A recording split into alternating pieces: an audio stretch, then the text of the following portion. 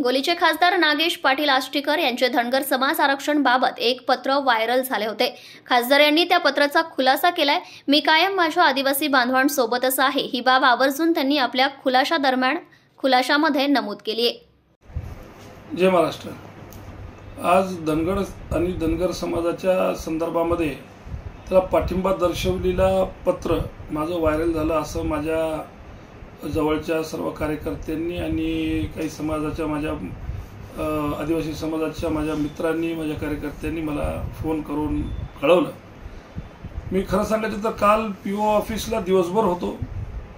बऱ्याचशा आदिवासी समाजाच्या लोकांचे प्रश्न मार्गी लावले आणि रात्री 12 वाजेपर्यंत मी माझे आमदार माझे सहकारी आमदार टारपे साहेबांच्या सोबत मी 12 वाजेपर्यंत रात्रीला नंदगावला होतो। किनवट माहूरच्या दौऱ्यावर होतो। आज सकाळपासून मी नांदेडचे अनेक बैठकीला उपस्थित होतो।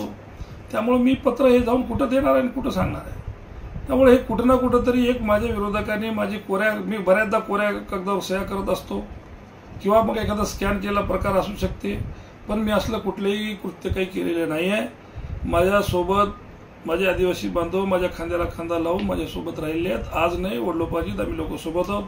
धनगर समाजाच्या मागण्या त्यांच्या जागी ठीक आहेत, पण मी आदिवासी बांधवावर कुठल्या प्रकारचा अन्याय होईल असं कृत्य करायचं काही कारण नाही आहे। त्यामुळं या गोष्टीवर अफवावर विश्वास ठेवू नये। आपल्याशी मला हात जोडून विनंती आहे। मी आपल्या सोबत आहो आणि सोबत राहणार आहे। मी काल दिवसभर आपल्या आदिवासी प्रकल्प अधिकाऱ्यासोबत आपले प्रश्न मार्गी लावण्यासाठी तिथंच होतो आणि रात्री 12 वाजेपर्यंत तिथं होतो। आज सकाळपासून बैठकीत आहे। त्यामुळे कुठे देणार आहे मी जाऊन पत्र। त्यामुळे आपल्याला पुनश्च एकदा विनंती करतो की असल्या फालतू अफवावर विश्वास ठेवू नका। आम्ही तुमच्यासोबत सही दिल से है।